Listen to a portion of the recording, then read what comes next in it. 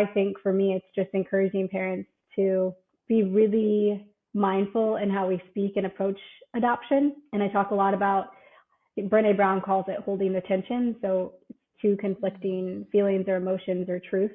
Both can be true at the same time, but we're also holding space for both. So my goal is to encourage parents that adopt transracially or adopt in general to celebrate the joys and the beauty in adoption, but also acknowledge the grief and loss experienced by adoptees and birth parents. So I think that's just my goal. Your dream is to become a mom.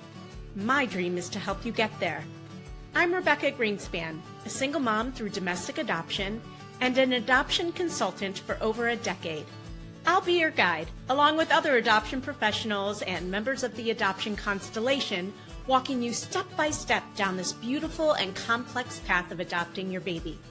When I was going through the adoption process, I had no idea what I was doing, what I needed to know, or more importantly, who to trust. Well, after helping hundreds and hundreds of families grow through the beauty and complexity of adoption, I've learned more than a thing or two, and let me tell you, it's not always rainbows and butterflies. This isn't just another podcast sharing adoption stories, but it's for you if you're genuinely committed to diving in with an open heart, eager to learn everything there is to know about adopting a baby so that you can show up for yourself and your child in the best way possible. This podcast is for you if you're ready to put your newfound knowledge into action. Adoption isn't for the weak of heart, and it certainly isn't done when your baby gets placed in your arms. If that's what you think, I'm afraid you're living in la la land. My promise to you is to keep it real if you promise to keep digging. We'll acknowledge the hard, and we'll also celebrate the joy that is adoption. You ready? Let's do this. Welcome to the Adoption Roadmap Podcast. I'm your host, Rebecca Greenspan, and today our special guest is Ramya Gruneisen.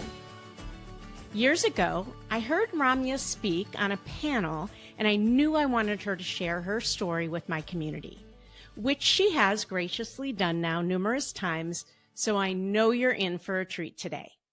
Ramya is an international transracial adoptee adopted from India in 1995. Coming from a blended family with an older sister who's a domestic adoptee and two younger siblings born to her parents, Ramya brings a unique perspective to the table. With a passion for sharing her story and using her voice, Ramya's mission is to help agencies as well as hopeful and adoptive parents skillfully navigate the intricate journey of adoption.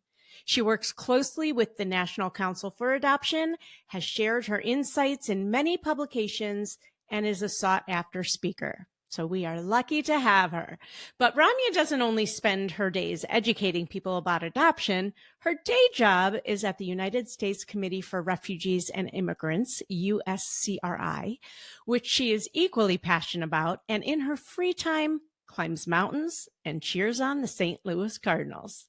Ramya, welcome to the Adoption Roadmap Podcast, and let's just jump right in. What sparked your interest in educating people about adoption?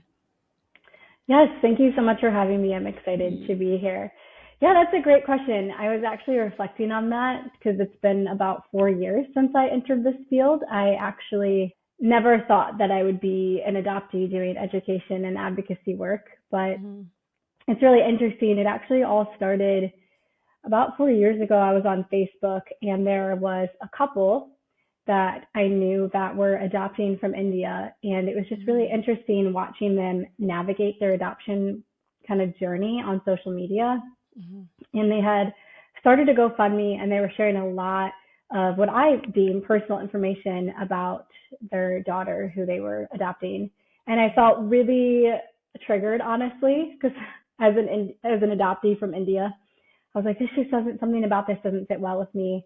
And I just opened my laptop and I started writing. And it started with a pretty abrasive article that I titled, "Why Adoption is Not for You." And I had no intention of sharing it publicly or sharing it with the world. It was more just an experience of putting down thoughts on paper. And for me, I've always found that journaling is very healing and cathartic for me. And I remember sending it out to my family, and my dad just was like, you need to share this with people. People need to know this. This is really important. And I think he was the first person that really empowered me to use my voice. Mm-hmm. And so we edited it and kind of made it a little less abrasive. And I ended up sending it out to a few agencies. I quite literally just Googled adoption agencies and sent them this article and was like, hi, I'm Ramya. I'm a transracial adoptee. This is what I want people to know. And was just incredibly well received. And it was published by dozens of agencies across the US. And then all of a sudden, I kind of realized there's a space for my voice and I have something to say and people want to hear it. So 4 years later, I'm speaking at national conferences, doing podcasts. And the agency I am adopted from, I'm actually speaking at their largest gala in October. They're flying me down to Texas. So there are moments it feels very surreal that this is happening. And I tell everyone it's my life-giving side hustle. Yes, I work full-time in public health. Yeah. What was the article? What was the essence of the article that you wrote? Yeah, so I basically was just encouraging parents to be really careful in how they talk about adoption and how they navigate adoption, and especially Christian families, white Christian families. It was just kind of like, okay, here's things you need to know. Here are the experiences of those that are adopted. And I essentially just summarized it into, I don't know, a few bullet points, why adoption is not for you, like really encouraging parents to be introspective and sit in humility prior to adopting. So yeah. And do you find, because I know you've written a lot since then. Thanks for sharing that. And first of all, how cool is that you, number one, we send journals to all of our families when they start, as a way not only to, journal for themselves, but also for their future child to share that with, because what a beautiful thing, hopefully, to share with your child later. I love that your father was so encouraging of you to share that with the world, because he could have gone the other way, and that you felt comfortable enough, which says a lot about your parents. And I know, and just the reception that you've gotten from the community, the adoption community at large. So how amazing. What a strong place to start in our conversation. I know you've gone on to write a lot for a lot of people since then. And is that still your message overall, or what else do you want to expose prospective adoptive parents to, and, in their experience? Yeah, that's a great question. I would say, I think my goal is to be an adoptee in this space, encouraging hopeful and adoptive parents on all the intricacies and nuances of transracial adoption. I feel very strongly that I can only speak from my lived experience. Thank you. I've had agencies ask me to speak about, can you write about birth parent experiences? Or just certain aspects of adoption that I am not deeply or directly connected to. And so I really try to only inhabit a space that is mine to take up. And so I think for me, it's just encouraging parents to be really mindful in how we speak and approach adoption. And I talk a lot about, Brené Brown calls it holding the tension. So two conflicting feelings or emotions or truths. Both can be true at the same time, but we're also holding space for both. So my goal is to encourage parents that adopt transracially or adopt in general to celebrate the joys and the beauty in adoption, but also acknowledge the grief and loss experienced by adoptees and birth parents. So I think that's just my goal. And also to just show parents that we can do adoption well. Yes, we have done adoption poorly, but we can do adoption well. So how can I equip and sustain you for the journey of adoption? Thanks. That's so beautiful. Okay. I'm about to open up be totally transparent here for all you listeners. This is the second time Ramya and I are recording this conversation, because the last time we did, after an hour-long interview, I realized that I never pressed the record button. And thank goodness it was with Ramya, because she is so gracious and so beautiful and has such a good soul that she agreed to come on. But it was, so it's been months later. And the reason I one of the other reasons I bring this up is because Ramya and I had a discussion about exactly what she just shared, which was a really good lesson and a really good aha for me. You know, as much as we pride ourselves at RG Adoption Consulting of honoring and respecting the triad. In fact, we just created t-shirts that say honor the triad. And I've never seen anything out there like that. But when we post a congratulations post of a family that just adopted, which we want to do, we want to give that family a moment to celebrate. We want to give that child a moment to be celebrated. And we also need to honor and just give voice to the loss and the trauma that also just happened as a result of this beautiful thing for this family. And you gave me such beautiful words to use in our posts, which we now do on all of our adoption posts. So thank you for that. And thank you for giving me the words. Yeah. So working with adoption agencies and speaking at conferences must expose you to a variety of perspectives and experiences, and frankly, just being on social media. Can you recall a time maybe when you were speaking or, you know, at a conference where you encountered a perspective that challenged or shifted your views on adoption, like what you shared with me? Yeah, absolutely. I don't know that it was a singular moment. I think one of the things that's been really interesting as I continue to navigate this space is there are so many stories like mine, and there are so many adoptees, transracial, international transracial adoptees specifically, that were adopted in the 80s and 90s that have had really, really hard adoptions. And I didn't really realize just the hurt of so many members in the adoption community, specifically adoptees. And so it's been really interesting, especially now with just the age of social media, where we can give platforms for people to share their stories, to also acknowledge that there's been a lot of trauma from adoption agencies and from prospective and adoptive parents towards adoptees. And there are so many adoptees that are hurt. And I think it's something that I've just had to sit with myself, because I have trauma, and I've done a lot of work in therapy to work through complex developmental trauma associated with my story. But there are so many adoptees that disagree with the message that I am sharing, or my voice in this field. And so I've kind of had to learn, how do I hold space for their experience? How do I honor their stories? Because their truth is their truth. It's not my story. And so yeah, it's something I find myself continuously having to navigate every day. Even when I was writing my speech for the gala that I'm speaking at next month, you know, it's an honor to be able to share this beautiful story that is mine. And it's a great way to encourage parents to support adoption agencies. But how do I also elevate and amplify stories that are different than mine? 100%. And that's why I loved that you started this conversation saying, this is my story. I don't represent everybody.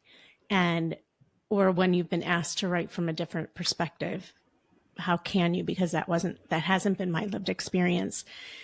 And I love how you said, make space for others and other stories. And I couldn't agree more. I think I wish more people would take that perspective of, I'm talking from my personal story and not try to represent a whole group of people, no matter if it's in the adoption space or any other space, right? There's so much going on in the world right now. And so many times somebody speaks for an entire people, but there's no way. And I personally make space as best as I can, and have to draw the line at just mean and nasty and hate, right? That's what I can't tolerate that. I can't hear it when it's shared in that way. And so I've been ostracized, or I don't know if that's the right word, but hated on publicly too for deleting certain messages. And I've been clear that when it comes to hate and meanness and just spewing your views on other people in a way that isn't doing anybody any good, I have to remove that respectfully. And that's why I bring as many people on this podcast to hear their voices and their stories, because there has to be space for all of it. We can all learn, even if we don't agree, right? What do you think needs to change or improve with, agencies specifically, or just in the world of adoption? Yeah, I think a few things that I've noticed is, and you kind of started to mention it, Brene Brown talks about the difference between shame and accountability. And I think holding adoption agencies accountable to ways that they could have done adoption better is really important, but shaming adoption agencies by posting comments on social media doesn't elicit accountability. It only causes more hurt. So I think one of the things that I've been trying to do is find a way to hold agencies accountable, but through education and story. And so I think we've done a really good job in the last couple of years learning from the voices of adoptees and allowing adoptees to be at the forefront of conversations around adoptees. And I think that's something that we're starting to do really well. Mm-hmm. I also think one of the things, and this is just from my experience in this field, is also adoptive parents really leaning into the support around them. I've noticed just through certain agencies, them telling me that oftentimes parents don't reach out for post-adoption support as much as maybe necessary after adopting, or they're reluctant to share with their children that there's an adoptee support group for adoptees from X, Y, and Z country. And oftentimes what I've heard is that adoptive parents are kind of in the way of some of the things like that. And so I would just say where I would like to encourage parents is to step back and encourage your child to engage in the support services for adoptees. And also the learning doesn't stop after you adopt. And so I think it's really important. I mean, language is constantly changing. I find myself even realizing that how I used to say things is different. Rhetoric around adoption is constantly changing to really honor the members of the adoption triad or constellation. And so I think that's my big thing, is I really just want parents to continue to learn and be in this space even after adopting. I think it's easy to pull back after you adopt and be like, okay, we got this now. And it really is a village of all of the members of the triad and agencies and communities that have adoptees in there to help just cultivate an awareness and understanding of what adoptees need. Yeah. It's interesting what you just said, because I have a pretty robust community from all of my families, and I've been at this for 11 years now. So hundreds of families. And what I recently just found is that families are not engaging in the education ahead of time while they're going through the process, unless they have to. Like, they'll do what they have to get approved. And then they think, all right, well, I'm good now. I don't need that now. It's not what's happening in my life.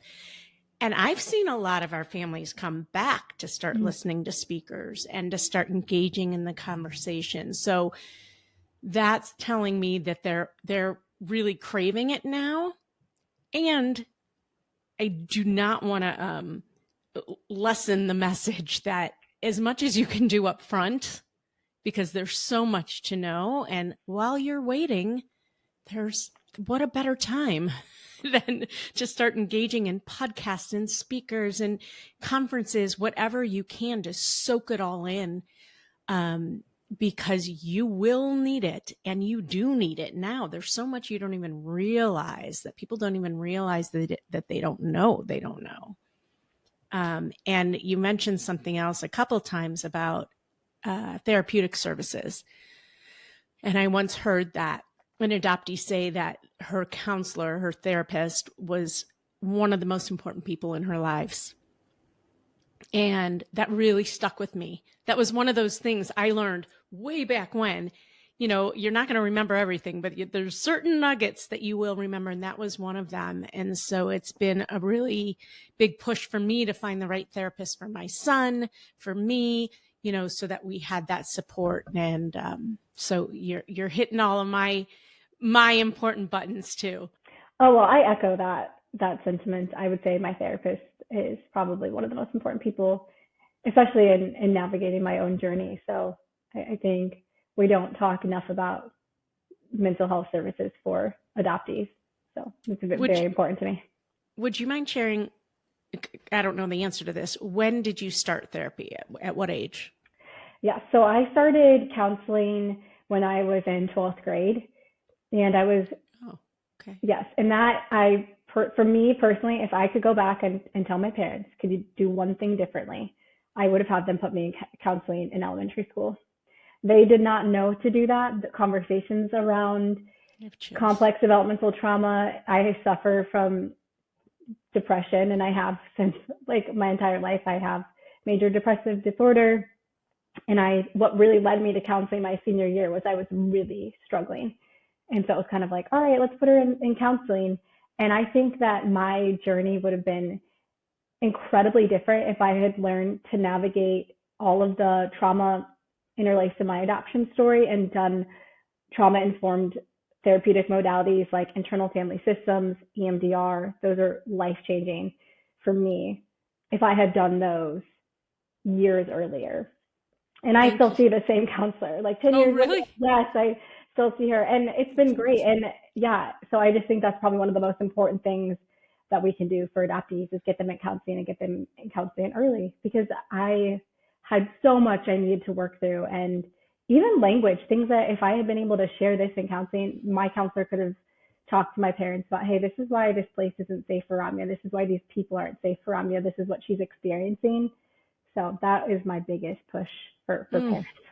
Okay, when you said that, I got chills all over my body because and it's hard because I always struggle to find, okay, I have to find an adoption competent therapist who also specializes in ADHD, who, and it's not easy to find. And when there's 2 in your community, they're full, right?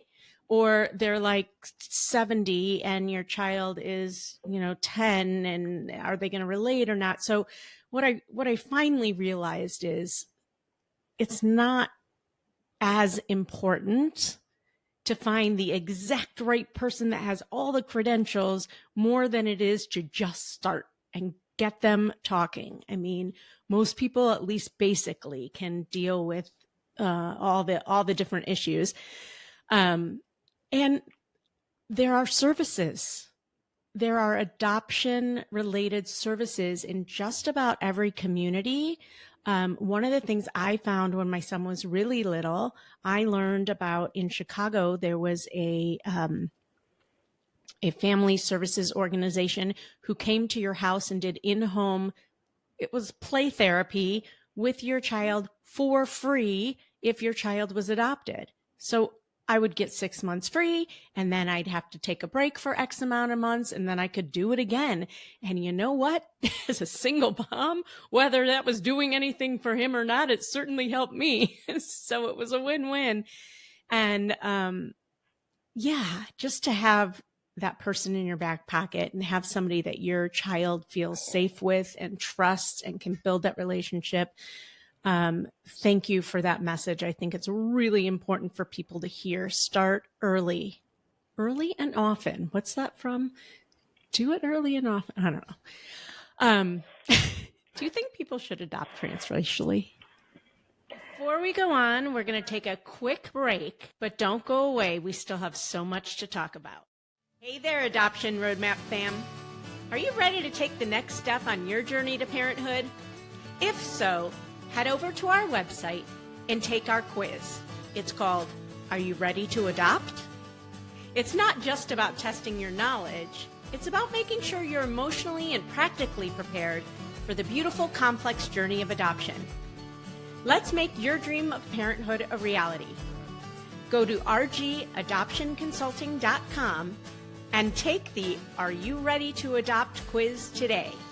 That's rgadoptionconsulting.com The quiz is free, and it will let you know where you are in the process and if you're ready to jump into your adoption journey. Do you think people should adopt transracially? Yes, I think. Such a loaded question. It's such a loaded question. I'm throwing it at you. Yes, I do. I think this is what you think.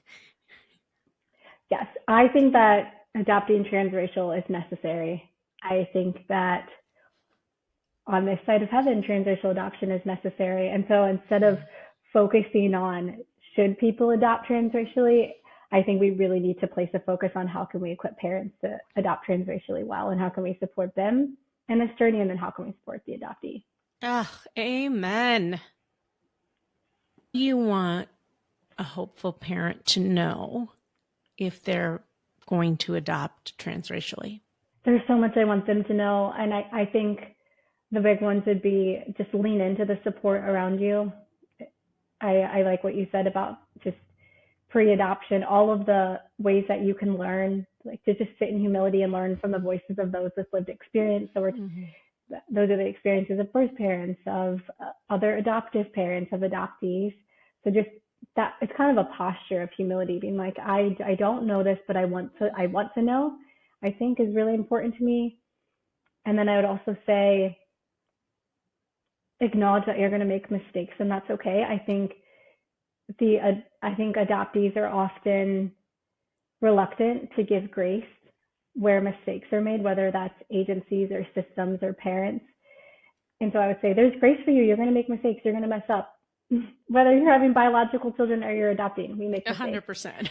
So we don't know what the heck we're doing. Just go in with a willingness to figure it out as you go. And you are not alone in the journey. There are people to support you, walk with you, uplift you in this, and there are ways to do it well. And thankfully today, there's an abundance of resources and ways to do it well. Whereas when my parents adopted in 1995, they didn't have those resources, and they didn't know what they were doing, and they didn't know who to reach out to when they needed help. And so, what did you say? Stand in a space of humility? Yeah, I often say sit in humility. I think that's something that we talk a lot about in my work. It's just the posture of humility, I think, is really important. Yeah. That is so powerful. That is so powerful. And a great message for anybody, anywhere in life. What did your parents tell you about their journey to adopting you? Like, did they share their dossier? Did they tell you about the fees? Did they show you the paperwork, or tell you everything that was involved? What did they tell you? Yeah, great question as well. I was on a meeting the other day with a mom who had adopted transracially, and she is heavily involved in this organization called Culturally Fluent Families. And we were just kind of laughing because people would try to ask me if I knew I was adopted, and I'd just be like, yes, my family's white. So from day one, we talked about adoption with a very positive just approach. Mm-hmm. I think in stories where we adopt internationally, there's often not a lot of information surrounding the history of the child. And that was something I really struggled with. So my parents gave me everything that they knew from a very early age. It was developmentally appropriate and maybe built upon as I got older. But recently, actually, my mom gave me, I had always seen it and kind of shuffled through it, but there's just this huge stack of paper that all of my adoption paperwork, so like my birth certificate, and some of it is just paperwork and my medical screening that was done when I was in India. And it's really interesting to have that. It doesn't really tell me anything about my story. I have an unknown history, and it's not accessible information. But I think they've always been transparent with me about what little they knew about my story. That's so important, because if they start with that openness, it builds such a level of trust between you and them, and really builds a beautiful relationship. What did it feel like for you the first time, even though you knew things, the first time you picked up that stack of paperwork and actually went through it page by page? What did that feel like for you? I think for me, the hardest thing is feeling incredibly disconnected from certain parts of my story. Like there's this part of my brain that feels like my life started when I was 15 months and I came over at 15 months. And so my life here is all I know. So I think navigating memories that I can't access and just anything that happened prior to my adoption, I feel very disconnected from the first 15 months of my life. And so I'm like shuffling through paperwork and there are documents that are in a language that I spoke when I came over, but I'm not connected to that language. I'm not connected to this culture. It's really an interesting space to be in because I often don't know what to do with that part of my story. Did you get anything translated? No, there are documents that are in both, I think the language is Hindi and English. It's more just like, I don't, even just notes from the social worker about the backstory of my biological mom. And there's really only a few sentences, but I just feel incredibly disconnected from that. Like it almost sometimes doesn't feel like me. I'm looking at these pictures.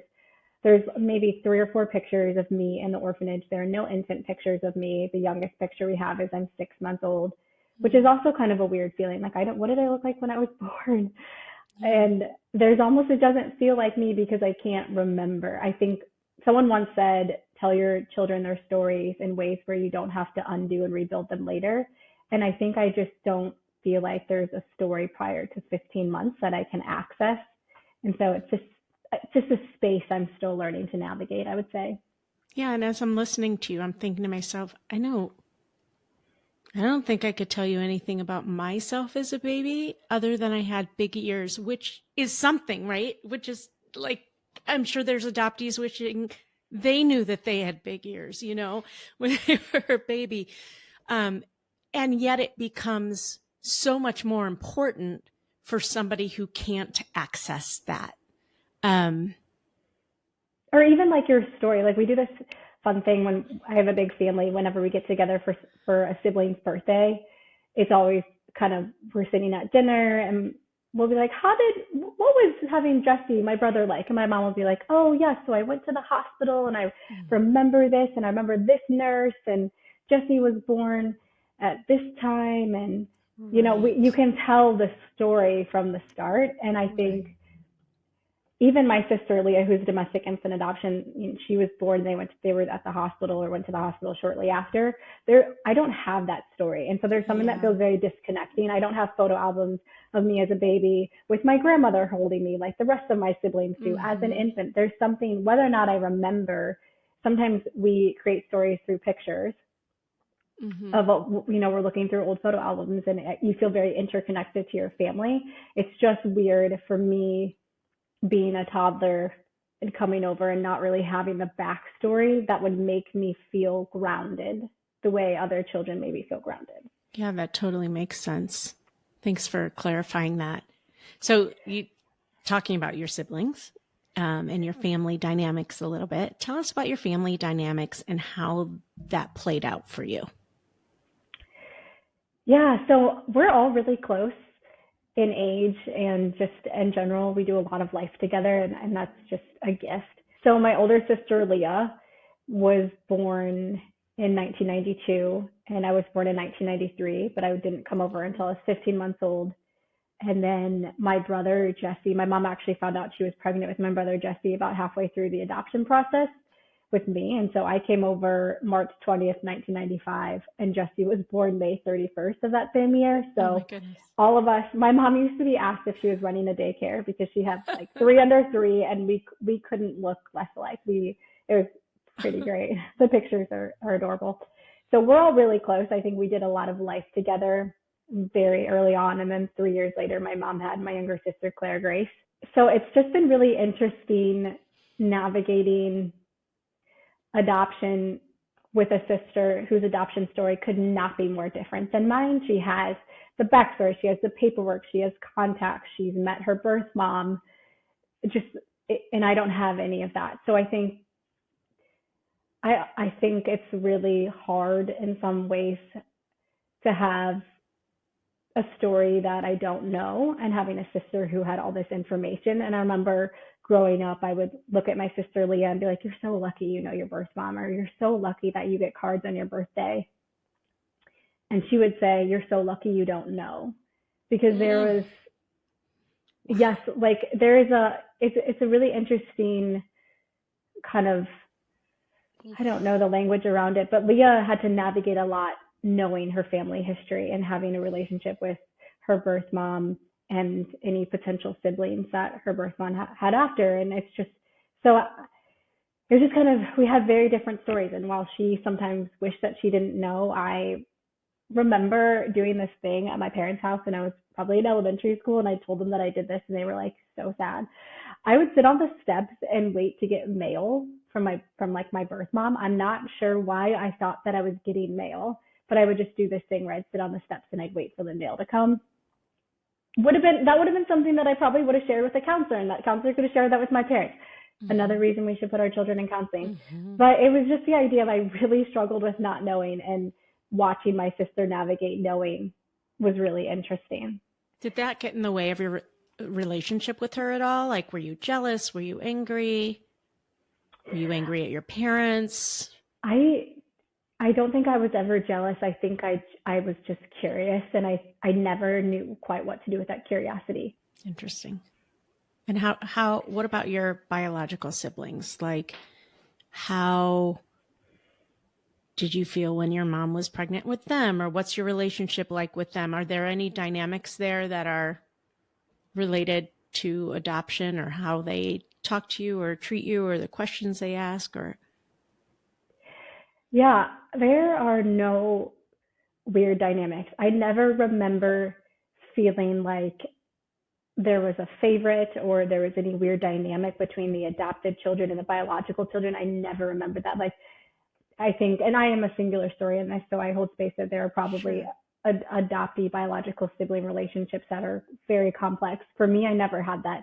I remember really enjoying having people to play with growing up. Jesse and I were really close in high school. I think even though I was 15 months old and he was a baby, I still think we both learned to navigate being in the family at the same time. And so I think that made us really close.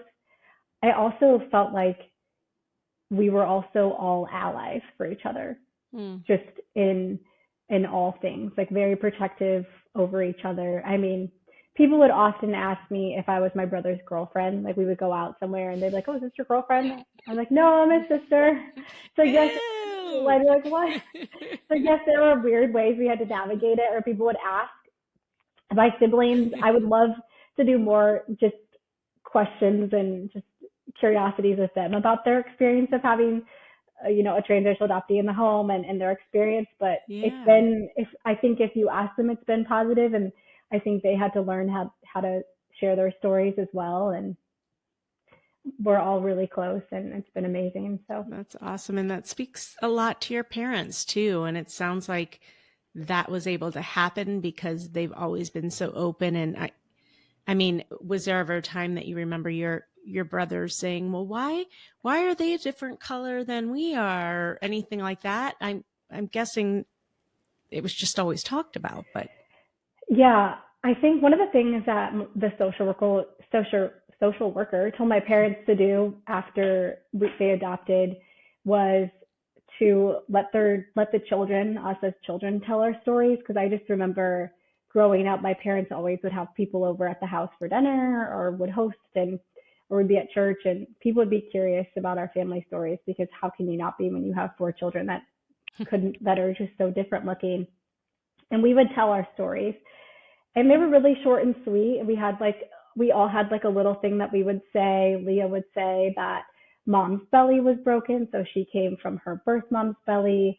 I would say I came on a plane from India.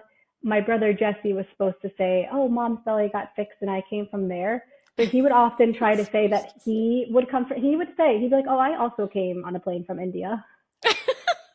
And then my little sister, Claire Grace, she always had the best answer.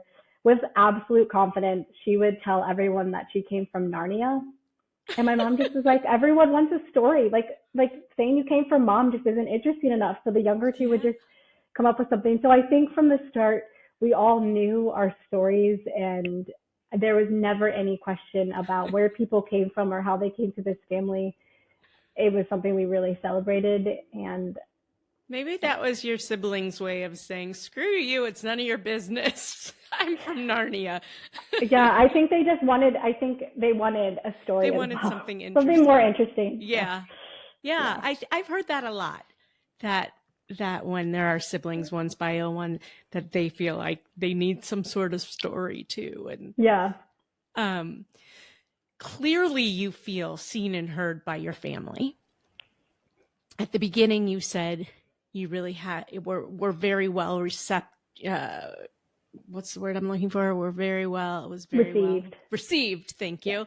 From the adoption community. What about the regular community? Do you feel seen and heard by like your home community, the different communities you're in? Do you feel seen and heard online, in public? Yes, I would say that I feel seen and heard, and I don't know that all adoptees can say that. And so I feel really grateful to be able to say that because I think there's so much importance in that.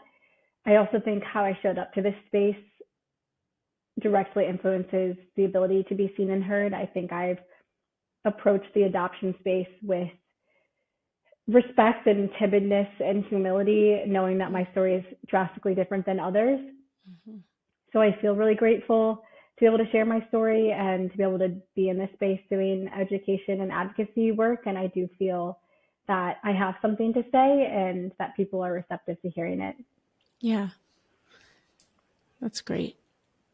Reflecting on your life thus far. And how old are you, just for context? Yes, I turned 30 in December, so I'll turn 31 at the end of this year. Okay.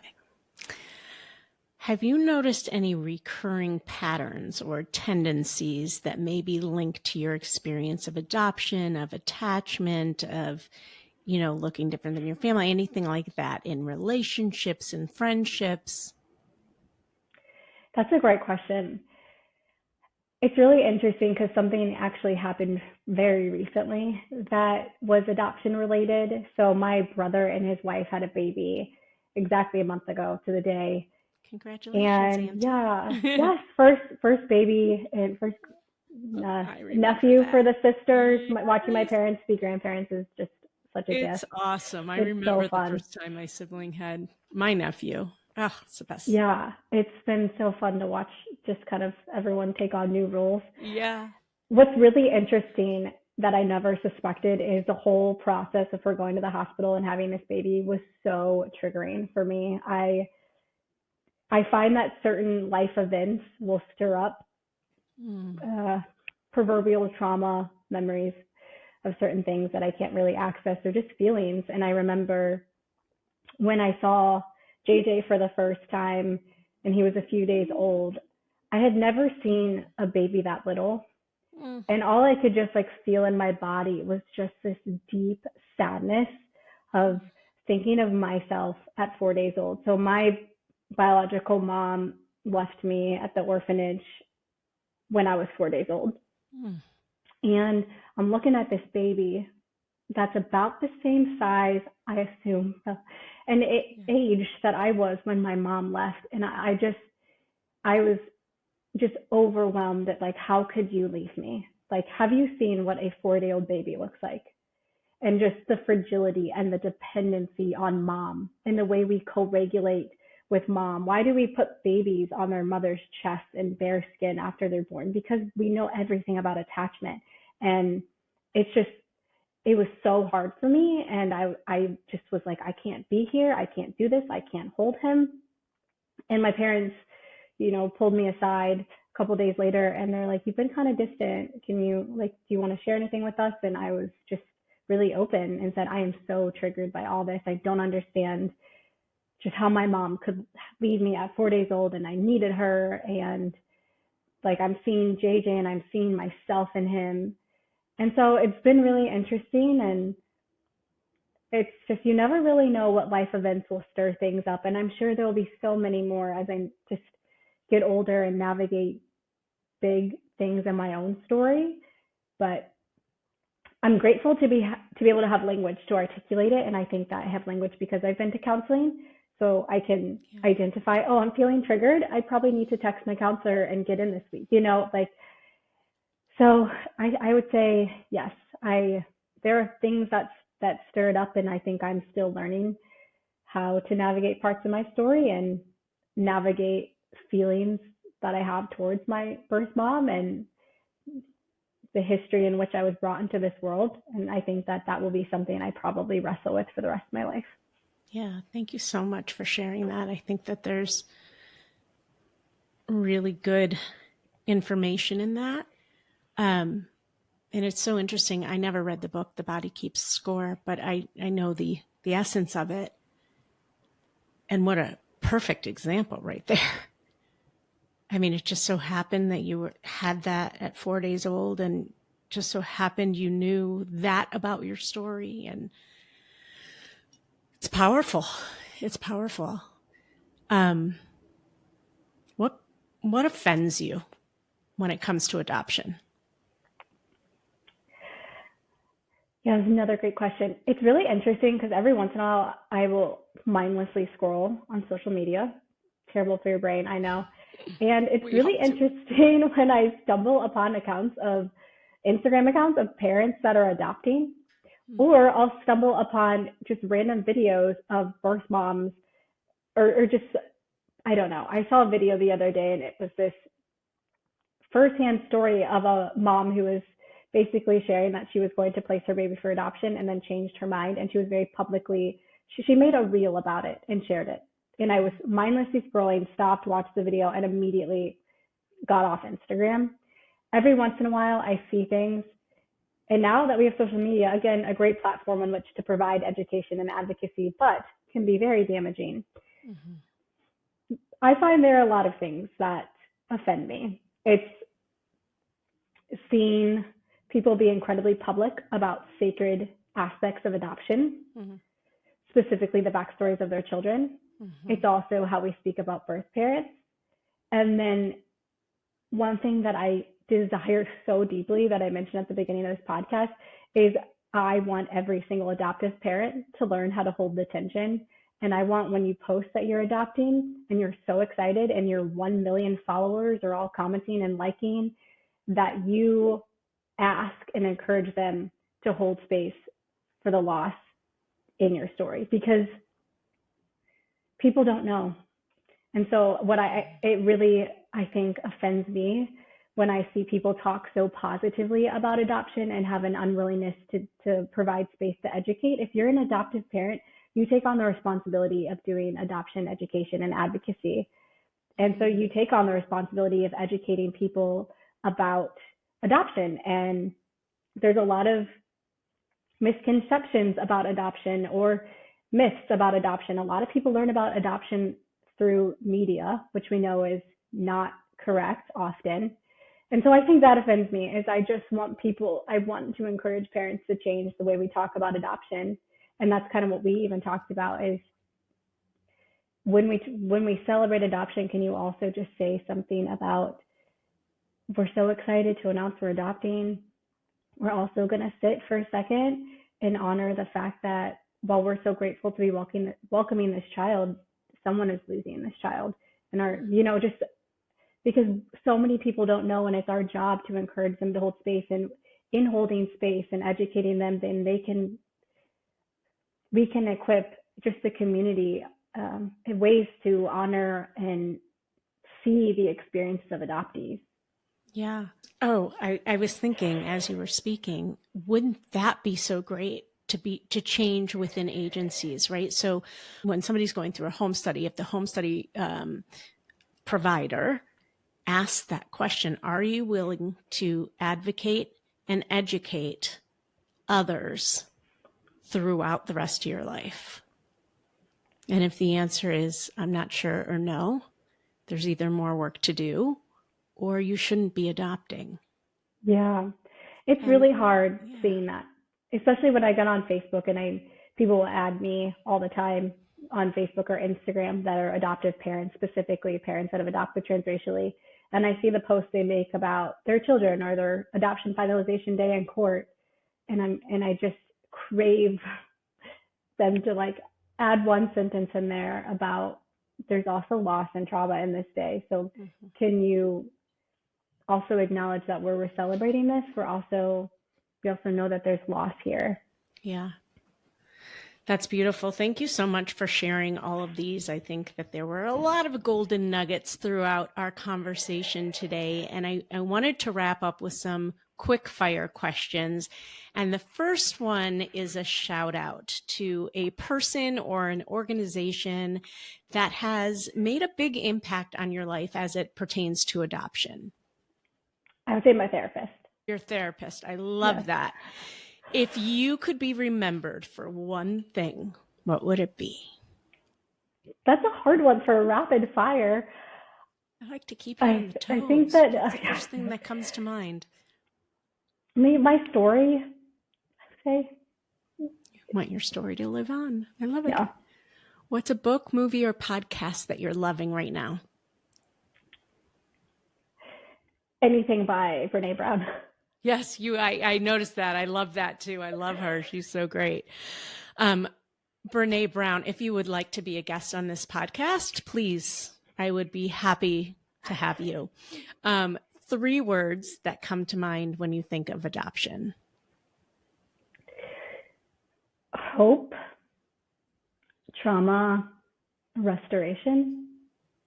Thank you so much for being on this podcast. And I ask everybody, if you're listening and this was helpful to you and you took away some golden nuggets, please share it with others who you think could benefit or just to educate. And while you're at it, give us a review. Thanks so much for being here, Ramya. I appreciate you so much. And until next time. Thank you so much. Well, I hope you enjoyed that episode of the Adoption Roadmap podcast. If you did, I have a few favors to ask of you.